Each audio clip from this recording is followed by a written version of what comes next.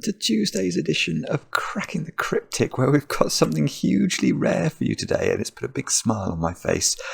This puzzle on the screen is by Jay Dyer, whose puzzle we featured yesterday. Look, I've got it. I've still got it up here. Ravine. This was an amazing puzzle yesterday. And anyway, I don't know whether this was a concerted campaign on behalf of Jay Dyer fans, but overnight we have been bombarded, deluged with requests to try this puzzle. Now, I didn't need too much persuading, actually, because the moment I saw it was called Peering into the Fog, I am a complete sucker for these fog of war puzzles, so I am only too happy to have a go at this, and I think this is only perhaps the second or third time in Cracking the Cryptic's history that we've had an author on one day and then the same author appear on the next day, because it is really hard actually to get your puzzles on the channel now. We receive, well, a dozen, sometimes 24 puzzles every day from constructors all around the world, or recommendations to look at puzzles. So you can imagine the filtering job our testers have to do to distill that down to that day's puzzle. So for Jay to achieve this, well, she's a brilliant constructor. That's all. Well, we all know that, and I am mighty looking forward to having a go at this. If you've not seen Fog of War before, you're in for an absolute treat. You are in for an absolute treat. That's all we can say. Now, what do I have to tell you about today? I've got a couple of birthdays to do, so I'm going to start off with Soren. It's your birthday today. I feel very bad for you, because apparently everyone you know teases you about watching Cracking the Cryptic. What's going on there? Well, I can assure you, no one watching this video would tease you. We all think you're very sensible. And I hope you have chocolate cake on your birthday too. Now, Sarah, it's your birthday today. And I know this because your mum Marie wrote us a very cool email in which she actually amused me by quoting back to me some phrases apparently I've said in videos, such as, "If yellow was orange, the world wouldn't make sense. But yellow is not orange. Yellow is blue and red is orange." I'm sure it made sense at the time. Or, "Now, these cages, each will contain one odd digit and one even digit. So how could red be blue?" Anyway, also Natalie and Tucker, I believe it's your 24th birthday today, on the 24th of January. Your mum Holly wrote to us and told me this, and I think, Natalie, you try the puzzles every day. I hope I've got that right. The 24th on the 24th seems serendipitous indeed. Anyway, I hope all of you who have birthdays have chocolate cake today and a very good celebration. Other than that, what can I tell you about? Well, this really is the Jay Dyer show at the moment. Over on Patreon, we've got her videos talking through this month's hunt, which was numeric alchemy. So that was set by Jay, and Jay has made these incredible solution videos. The feedback on those has been terrific. So if you're a patron of the channel, and if you struggled with any of the puzzles, or even if you didn't, actually, they're really good to watch just to hear what a brilliant mind makes of their own puzzle. It really is, it's cool.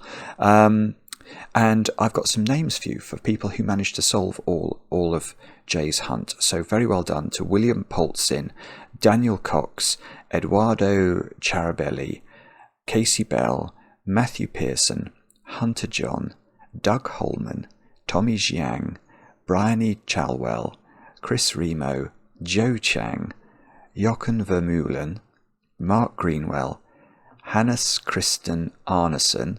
I didn't say Hans Christian Hansen that time. Stuart Tierney, Gonzalo Garcia, Nathan Cox and Brian Scott. You all sent in the correct entries. Very well done. Only other things to mention is we've got some bonuses on the channel. Have a check out yesterday's StarCraft video. I've been loving the feedback from that one. That appeared yesterday morning as a bit of a bonus. Now, let's have a look at Peering into the Fog by Jay Dyer, and I will explain the rules. So, normal Sudoku rules apply. So that means we've got to put the digits 1 to 9 once each in each row, each column, and each 3x3 box. Digits may not repeat along a main diagonal marked in blue. Okay, so we can't repeat a digit along that diagonal, even though we can't see it all, or this diagonal. So these diagonals need to have the digits 1 to 9 on them, once each. Now, what else? In cage... Oh, yes, okay, we've got cages, I see those. In cages, digits must sum to the small clue in the top left corner of the cage, which is always given. Okay, the small clue... Okay, so that's saying that there might be cages in this puzzle where, I suppose as the fog clears, we might not see the number, but what this is saying is that there's always going to be a clue, a little one of these 14s, 15s, 15s, 12s. There's always going to be a clue in whatever cages we find in the puzzle. Digits cannot repeat within a cage, well that's normal, and placing correct digits in the grid will clear the fog. Now, what you mustn't do here is cheat. So it would be easy to clear the fog by just going to this cell and typing 1, 2, 3, 4, 5, 6, 7, 8, and 9 into it. One of those digits will be right, and if you get it right, it will clear the fog away. But the idea of these fog of war puzzles is there is a logical way to solve them. So we should reveal the fog gradually according to the logic that we discover, and it's such a cool mechanic, it really is. Anyway, you must have a go. The way to play is to click the link under the video. That will take you to a page that looks identical to this one, where you can play the puzzle on whichever device takes your fancy. But now I get to play. Let's get cracking. And the great thing about these fog of war puzzles is that where do you start? Well, I mean, there are normally in a Sudoku you have 81 cells to study in order to work out the beginning. Here we have only 16 cells to study, so we have a much smaller subset of digits to analyse. Now those cells I can see are a 1, 2, 3 triple, because these cells have to sum to 6 to make the box add to 14, given we've got an 8 here, and the only way of making 3 different digits add up to 6 is with 1, 2 and 3. This is 1, 2 and 4 down here. So immediately I'm asking myself where 1 and 2 go in column 7, because you can see we've got a 1 and a 2 in that little triomino and a 1 and a 2 in this triomino. So I'm asking where the 1 and the 2 go in this column. They can't go there and they can't go there, so they must go in 2 of those 3 cells. I think I actually already know what this puzzle's going to be about.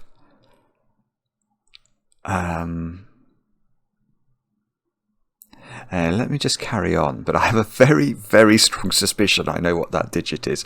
Anyway, we'll come back to that in a moment.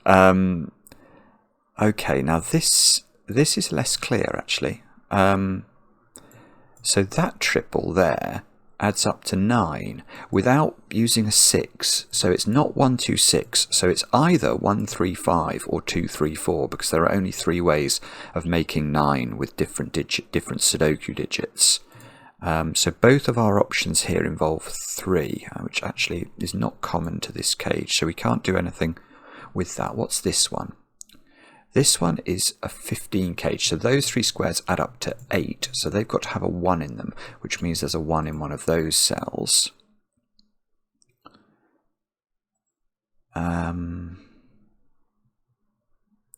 Okay, now, if I hadn't had my idea, I would now be panicking.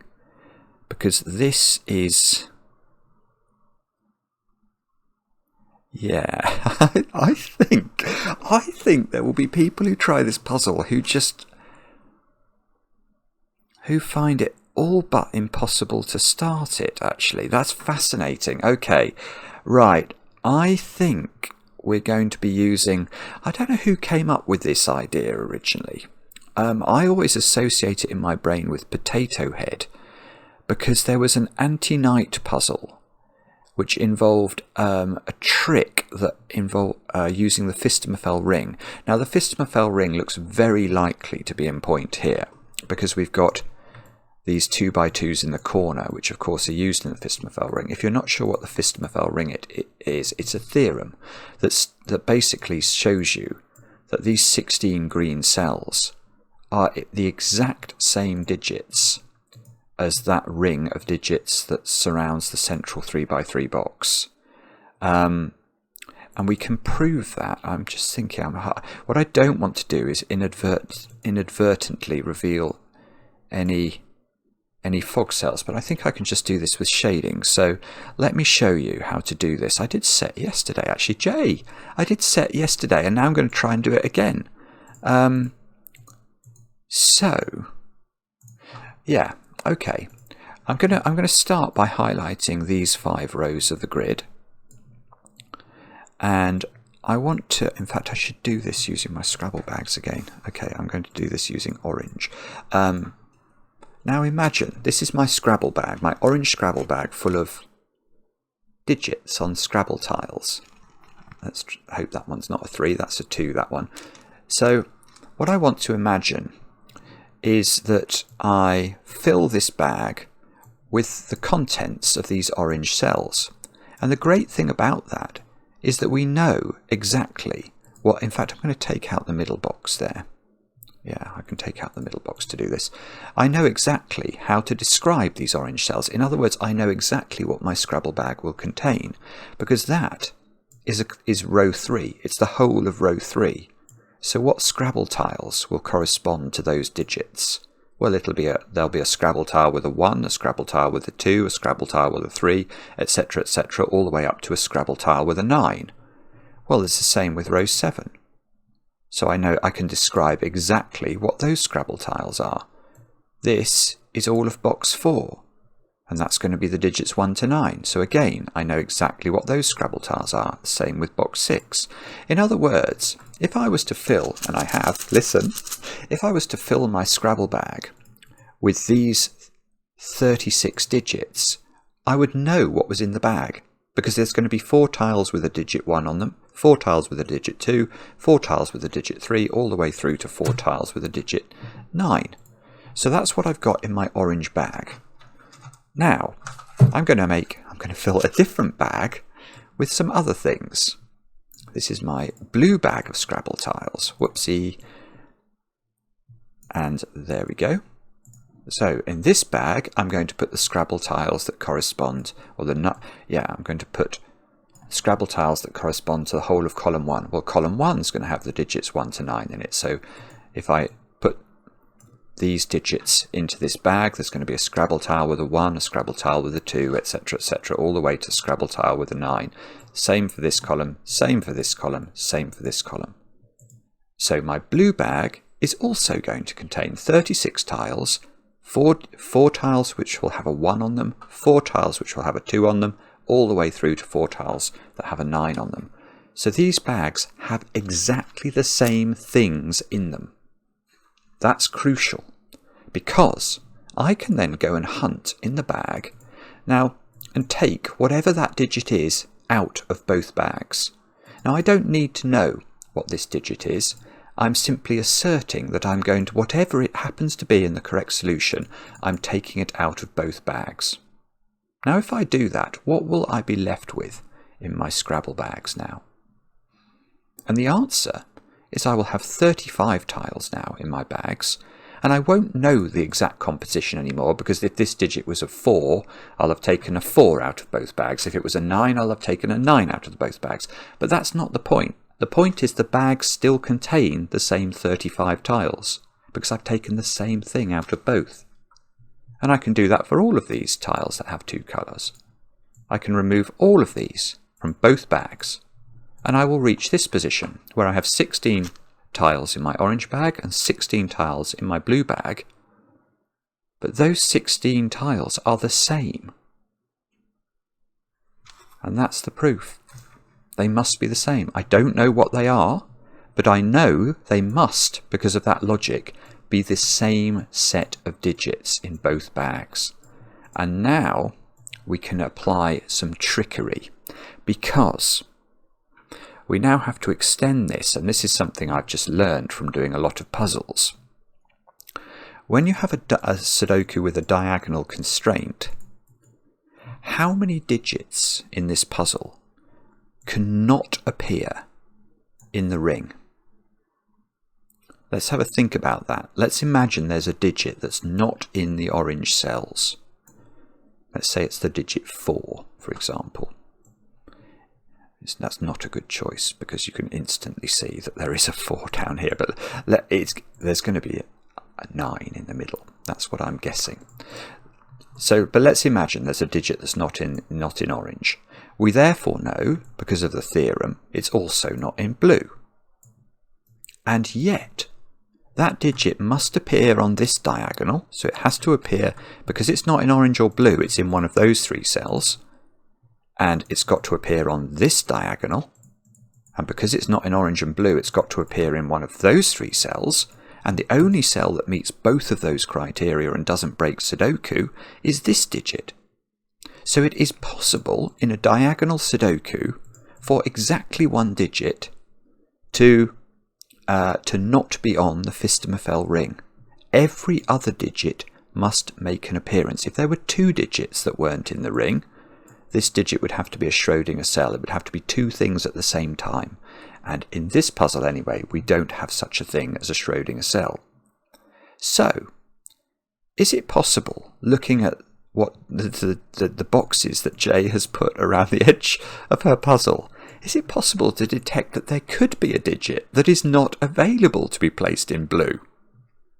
Well, yes, we can see that. It's not possible to put a 9 in any of these empty cells. So we know that there is one digit that's not in the Fistamafel ring, and therefore we know it goes in the middle of the puzzle. And this is going to be so cool. We get it. So the first digit you place in the puzzle is a 9 in a 12 cage. It revealed the whole of the middle box. It's given us a 1-2 pair here,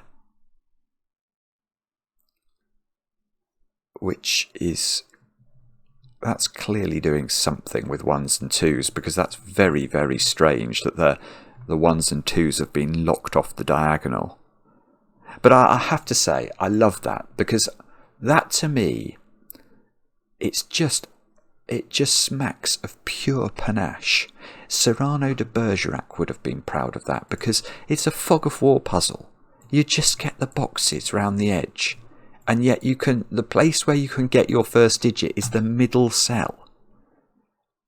Using that trick, it's just cunning and clever.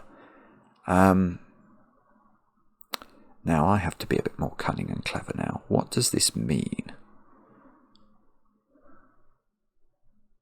I don't know.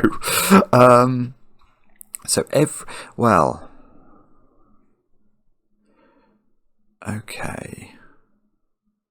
So every other digit has to appear in the ring. We know that. But actually, 8, 7, 6 and 5 are already in the corner boxes. So 1s, 2s, 3s and 4s are already in the corner boxes. That's got 1, 2 and 4 in it. That's got the 3 in it. So there's no more...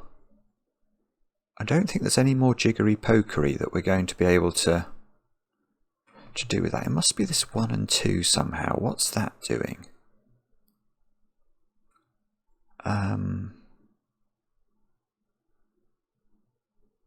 That can't be a 1 or a 2, can it? Because I've got this 1-2 pair here, looking at that cell.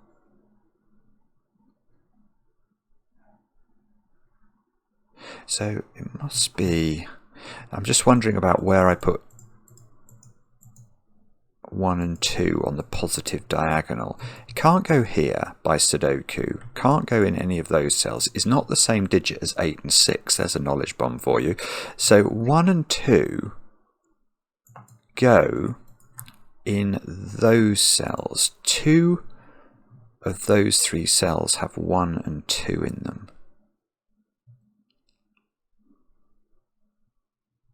Which is almost utterly beautiful. Imagine if that cell wasn't 1 or 2, then this would be a 1-2 pair, and that would make that cell a 4, because this cell sees both of those cells. That's so tempting. I'm just going to check the negative diagonal as well. So where are what? No, it's less constrained, I think. Where are 1 and 2 going on this diagonal? I think they've got, well, not here, obviously, not in those 3, not there, and not there. So Oh no, it's not less constrained, it's the same constrained. It's those 3 cells can be 1s and 2s. Gosh, it is very close, this, to being constrained, isn't it? I've just noticed I've got a 1, 2, 3, 4 quadruple in column 8. Oh, I see, that gives me a 1. Right, okay, let's just study this for a second. I've got a 1, 2, 3, 4 quadruple in column 8.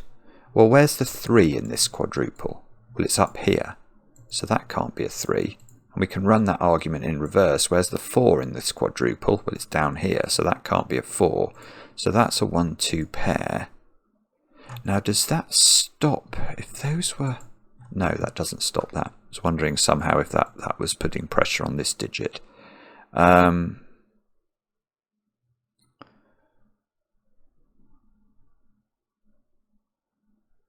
Can we...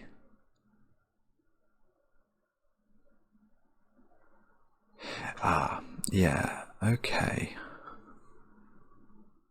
It is something to do with these cells, I think, because these cells see each other. So they all have to be different digits. What do I mean by that? Well, let's imagine, where does this digit go in those 3?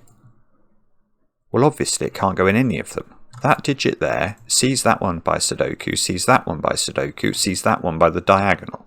So it has to be different to those 3 digits, and that logic obviously applies to whichever one of these that we look at. So these are 4 different digits.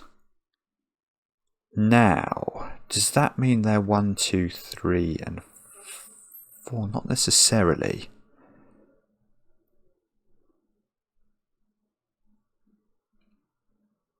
Yeah, but what it does mean,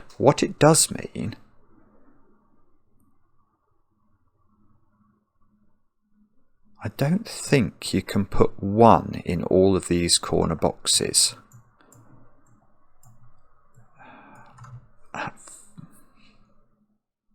Because if you do, I think the diagonal breaks you, doesn't it? Because if I do put 1, I've already got 1 in 3 of the boxes. If I was to put 1 in the 4th box, what would happen by Sudoku is that we'd have 1s pencil marked into those cells, ruling out 1 from both of these green cells. This one would do it, wouldn't it? And that would mean that on the diagonals, one of these 2 squares would be a 1, and one of those 2 squares would be a 1. And that's not possible, because I've just said you can't have a repeated 1 in those 4 squares. So this is huge. And actually, let me say again, this is huge and utterly beautiful, because now we have suddenly learnt something profound about this cage. It cannot have a 1 in it, because that would be the 4th one, yet the 3 digits have to add up to 9, so they've got to be 2, 3 and 4. And now... Okay, let's be careful now, because that 1 pencil mark was just put in as an example. But now I've got a 2, 4 pair going into those squares. I've got a 1, 2, 3, 4 quadruple going in there, which is knocking 3 out from this cell by Sudoku, because the 3 in that quadruple is on the left side. And the 1 on the quadruple is on the right side, so that's not 1. So I've got a 1, 2 pair here and a 2, 4 pair here. Now does this... I want to say that this is going to do the same thing again up here. Is that... Can we do it again? I must be able to do it again. But what? Okay, so I've got to avoid... Oh, I see. Yeah. Oh, it's the same. It's the same, but for 2. And the way to get to this is, now that we know that this cage down here has a 2 in it, which we didn't know before, we've now got 3 2s in these corner boxes. Well, what would happen if there was a 4th 2 in this box as well? Well, then again, we'd have this structure of 2s around the ring going into these triples, knocking 2s out of our green squares. And again, on the positive diagonal, you'd have a 2 in one of those. And on the negative diagonal, you'd have a 2 in one of those. And those two things cannot mutually coexist. So in order to achieve mutual coexistence, that cage has no 2 in it. But it's a 3-cell sum that adds to 8. So it's not 1, 2, 5, it's 1, 3, 4. And now I've got quadruples going all... This is sick. This is so brilliant. Honestly. This is why these Jay Dyer puzzles are just... They are so excellent. Now, 2 in this quadruple knocks a 2 out of there. 1 knocks a 1 out of there. So I get a 3-4 pair here. I'm going to get some distinct pairs. 2-3 pair is what I'm expecting. No, it's not a 2-3 pair. What's it going to be? A 1-3 pair, I think, in those squares. Let's check. So we've got a 1, 2, 3, 4 quadruple again. The 2 is over there, so that becomes a 1 or a 3. The 4 is over here, so that becomes a 1 or a 3. And there we go. I say there we go, but we've done something. Have we done enough?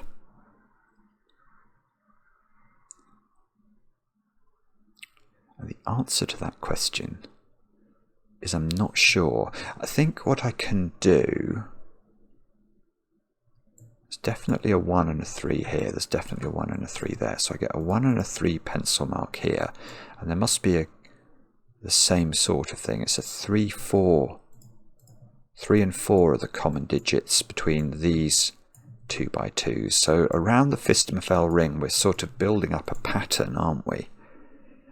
But I'm suddenly realising that I've still only got 1 digit in the grid.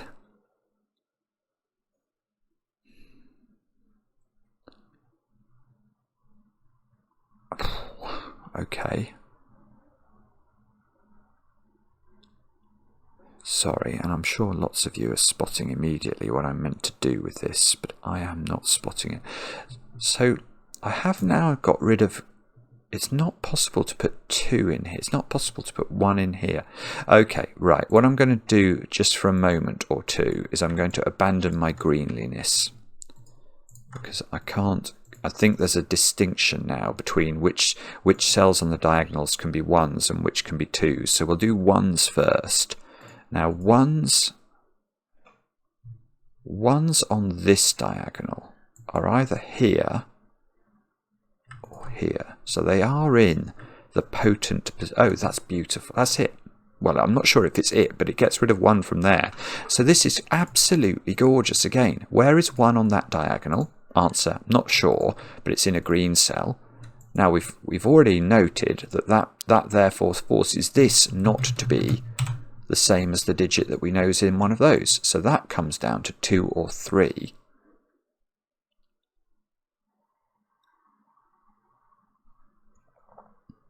Now, I haven't checked 1 on this diagonal, though. Oh, no, that's right. That's the corollary. Once you knock 1 out of this square, now where do you put 1 on this diagonal? I think it's only got 1 cell left to go. And if this is a 1... I get so excited when I get to clear the fog. I'm going to do all this again with 2s in a minute because I'm deeply suspicious that that's going to matter. So, I don't know, this cage here, it obviously goes into that cell, but I can't see really what that means. Oh, no, yes I can. Yes I can. Yes I can. Okay. Well, if it's not... Where does 1 go in this row? I think that's what we're meant to ask. It doesn't go there because we know that this cage here is extending to that cell. I don't know where it goes after that, but it definitely goes into that cell. So that cannot have... We can't repeat 1 here. So 1 is locked out of those cells. We know it's not in there by our pencil mark, so that's a 1. And that's right. That's done something. I've got to examine what it's done. Oh, right. Well, one thing I can see. Oh no, 2 things I can see. I can see 3 things. I can see 3 things. I can see clearly now the fog has gone. I can see all obstacles in my way. Because, okay, this cannot be a 3-cell 8 cage. Because any construction of 8 cage that begins in this cell and goes into this cell, if it was 3 cells, it would stay in this box and it would need a 1 in it, which it can't have. So it's a 2-cell 8 cage, which hasn't got a 1 in it and doesn't have a 2 in it. So it's a 3-5 pair, and the 5 must therefore go there, and that's going to clear fog. Oh no, actually that's a bit unfortunate. It did clear the fog, it's got rid of a 3 here, but it didn't clear any fog in a useful way.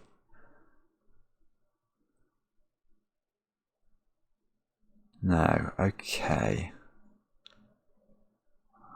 Alright, I'm not sure how to do that. Oh, hang on, where did this appear? I've got a 15 cage here, I haven't seen that before.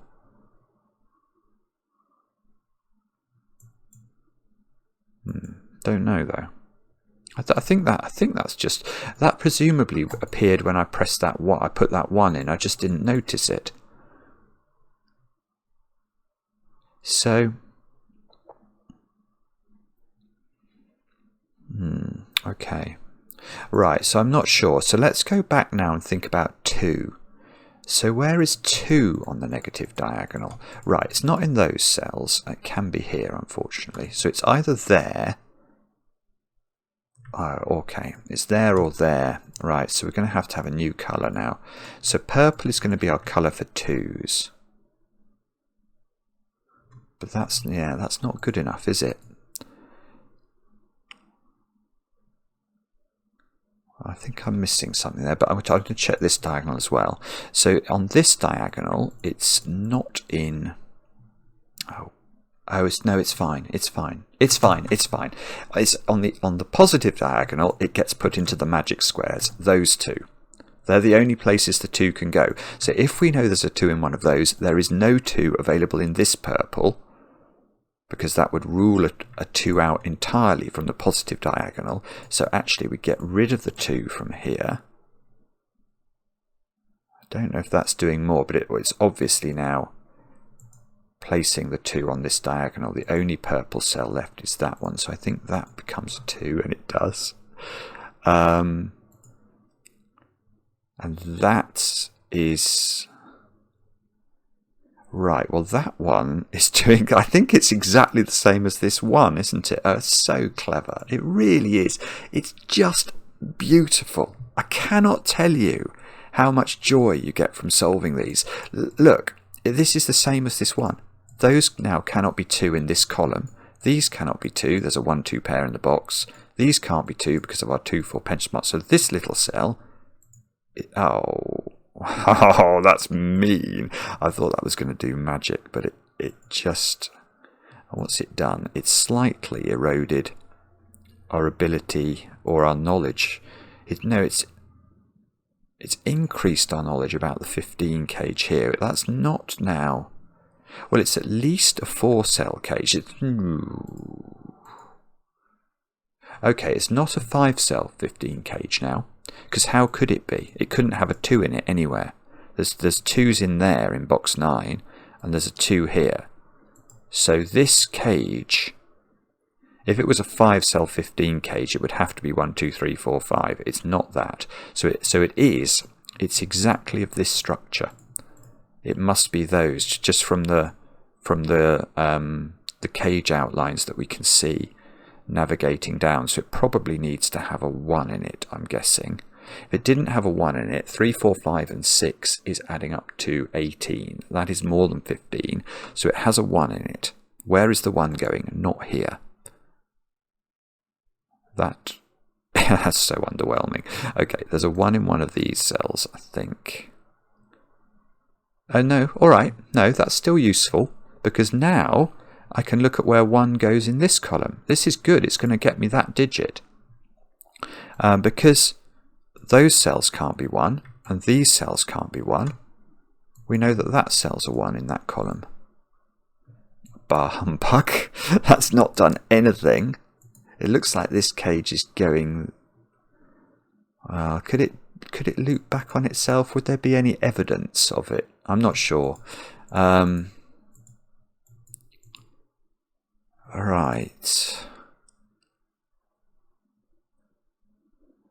Okay, now I'm... Oh.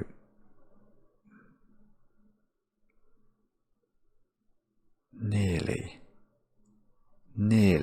Okay, so I'm now seeing there's a 2 in these and a 2 in there.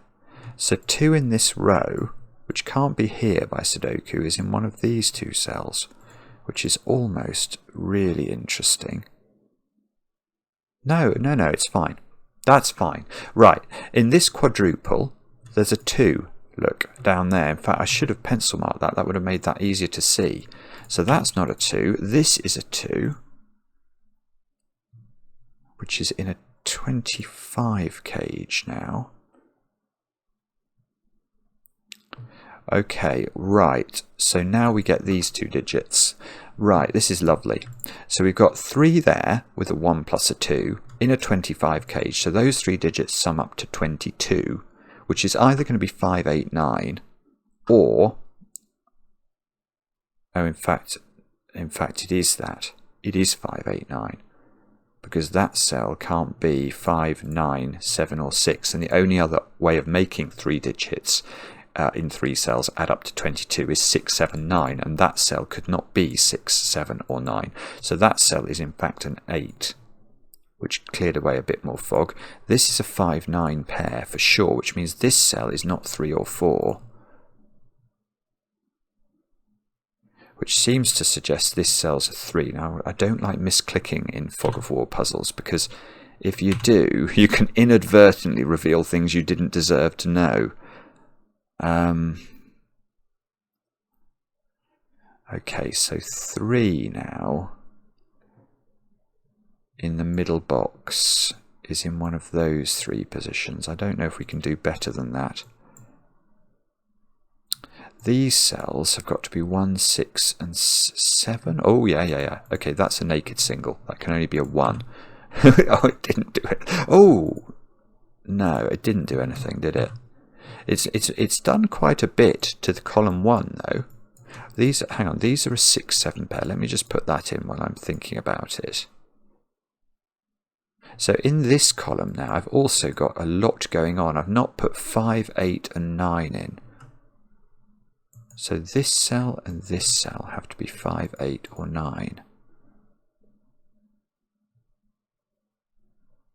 Which is presumably in some way useful knowledge. And in this column, I've not put 5 and 9 in. So those 2 squares are a 5, 9 pair.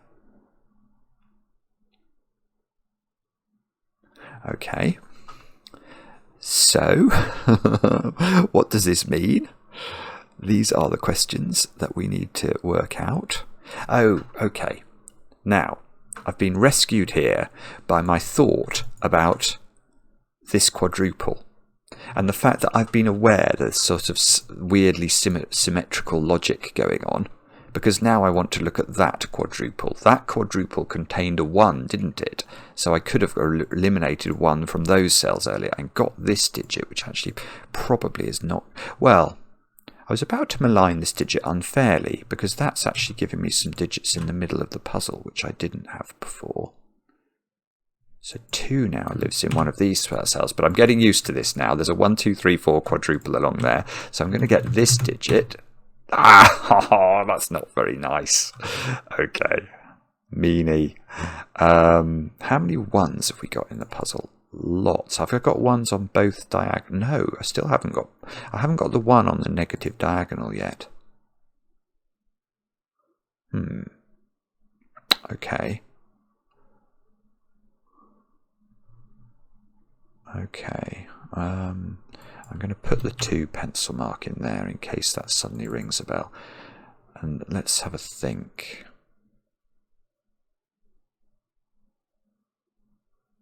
No, I've still got 2 purple digits left on this diagonal. I don't think I know which is which. What about... Okay, let's have a look at this row. I've got to put a 2 into the middle row. I think that's got to be here. Can't be there. So that's a 2. Which actually, does that do anything? 2, 3, 4, 5, 6 2s. Yeah, I've got these 2 by 2 2s like this, which I think are probably going to be able to be in a variety of orders. That cell now is a 6 or a 7. Oh, I was wondering why this one looks like a smudgy colour, but it's, of course it's because it's the overlap of the fog with the Fistomephel ring. I could have to think about more about the Fistomephel ring, actually. That's perhaps... Oh, that's it. That is it. Beautiful. Absolutely beautiful. Right. What digit did we conclude about half an hour ago that couldn't be in the Fistomephel ring? The 9. That digit can't be 9. Beautiful. So that's a 5. That's a 9. This is now a 5-8 pair. This is a 5. So 6 in this column is up there now. 7 in this column is down here now. That square is a 6 or a 9 by Sudoku. We'll take that. That means that 5. No, it's still not quite resolved, is it? By not quite resolved, I mean not at all resolved. I'd love to know what that is. I'd love to clear this fog. That would be helpful. In fact, we have nearly cleared all the fog looking at it.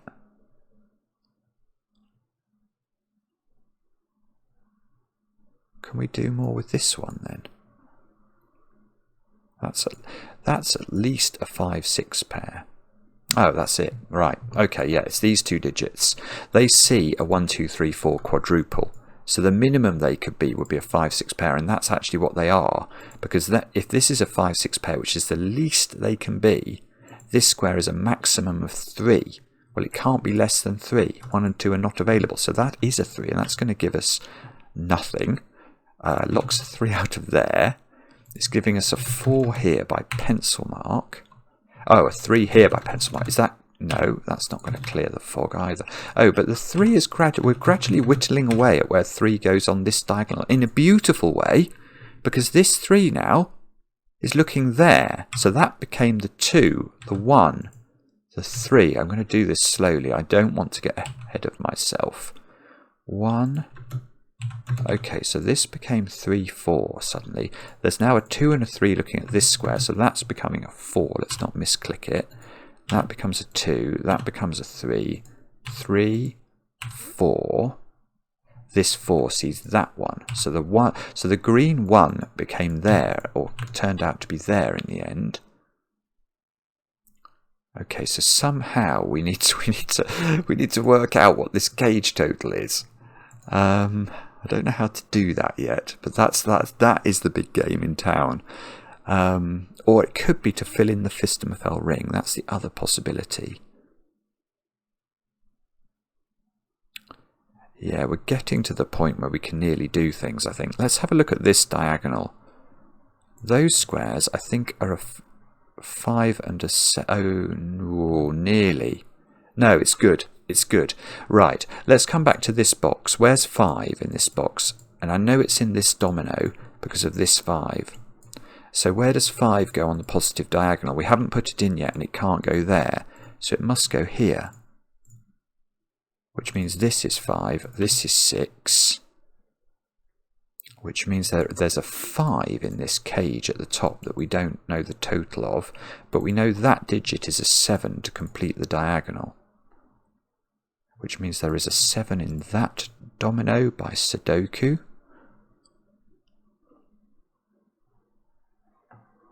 And let's check the negative diagonal now, where we need 4, 6 and 8, is it? 4, 6 and 8. Right, that square is not 4. So that seems to be 6 or 8. That square, oh, no, okay, that's not 6, that's 4 or 8. And that square, don't tell me, can be anything. Yeah, that can be anything. Oh, Bobbins McBobbins face. How annoying is that?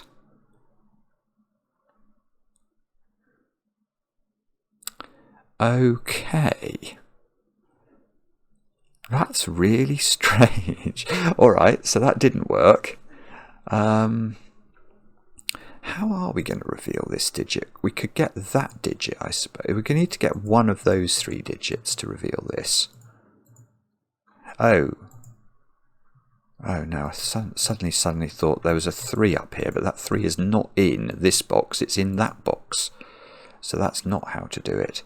Right, let's have a look. Can we do some Sudoku? 1s we've finished. 2s we've finished. 3s we have not finished because there's a 3 here. Okay, well that's something, isn't it? So the bottom row we've not put 7, 8 and 9 into, so let's do that in case that throws some light on the world. Oh, the same is true of this row. That's also got 7, 8 and 9 in it. That's not 7 by virtue of this.